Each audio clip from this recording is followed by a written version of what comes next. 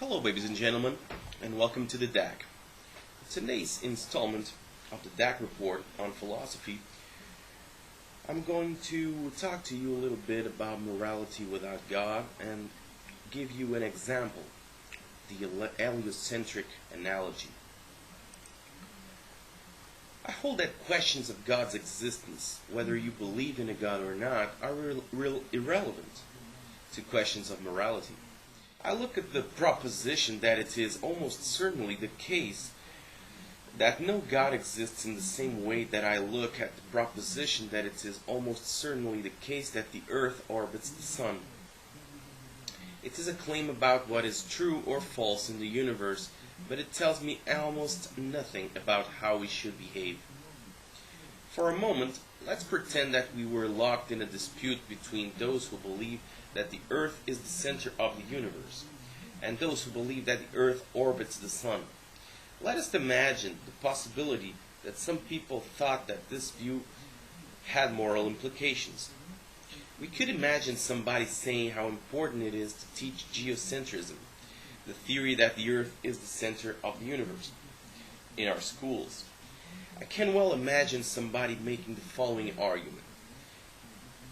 Heliocentrism, or the sun-centered theory, threatens to drown civilization in a sea of immorality and chaos. If we teach students that humans are infinitesimal specks on a piece of dust orbiting an average star, lost in a sea of stars in an average galaxy, lost in a sea of galaxies, they're going to view themselves and their neighbors as trivial and insignificant. This in turn can only be expected to lead to moral degeneration and chaos and ultimately the destruction of society. Furthermore, we have proof of this. All we need to do is to compare the number of people who have been killed in human history by those who believed that the earth was the center of the universe, compared to those who believed that the earth orbits the sun. We see that all of the great wars, the great atrocities of the 20th century were committed by people who believed the earth orbited the sun. Hitler, Stalin, Mao, Pol Pot.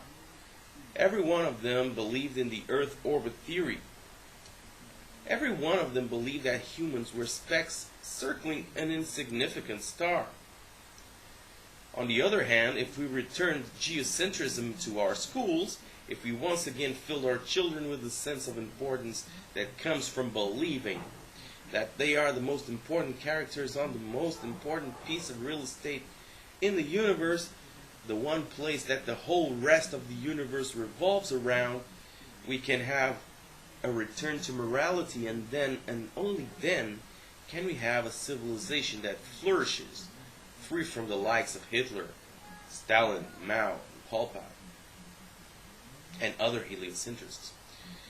We can imagine that argument, but unfortunately, the Earth still orbits an average main sequence star in one of hundreds of billions of galaxies, and we are just going to have to learn to live with that fact.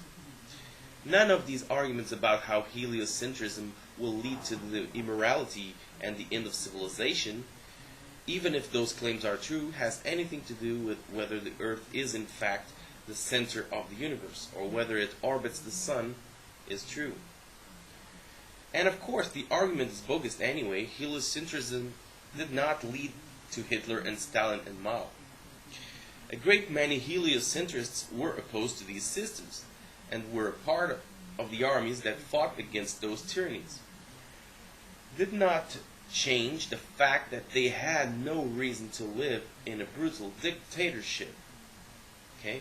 The fact that one is an atheist does not imply that one suddenly acquires a taste for living in a brutal and violent dictatorship.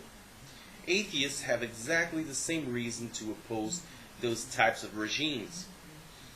For their own sake, for the sake of their family, for the sake of their friends, as theists do. Perhaps more, because this life is the only life we have, and who wants to live this life under the heels of a brutal and violent dictator, or starving to death in a system that cannot feed its own people? In fact, This proposition is so obvious, it then raises the following question. What type of person is it who would make the absurd claim that atheists or evolutionists somehow lose their reasons to avoid subjecting themselves and their loved ones to tyrannical oppression, brutal violence, wanton imprisonment, and starvation? Actually, it would be somebody who wants you to hate and fear those who disagree with him. It's a very common tactic, using hatred and fear as rhetorical tools. History is filled with examples of people asserting that we are the noble and good people, and that tribe over there is filled with sin and evil, who want nothing more than to rape your women and slaughter your children unless you take up arms, political arms, if not military arms, against them. These people, those who want you to learn the history of the 20th century as being conflict between the angelic Christians against the demonic atheists, are people who have learned to use unprincipled hatred and fear as political tools. Though they claim that their access to God gives them direct access to virtue, somehow missed the part about how virtue is not found in using fear and hatred as a weapon. The next time somebody uses the name of Hitler and Stalin as reasons for you to hate and fear atheists or evolutionists, think of what you would say if they were using the names Hitler and Stalin to teach you to hate heliocentrists. Think of the reasons that heliocentrists still have to oppose tyranny, brutality, and starvation, and you will see the argument as a piece of hate-mongering bigotry.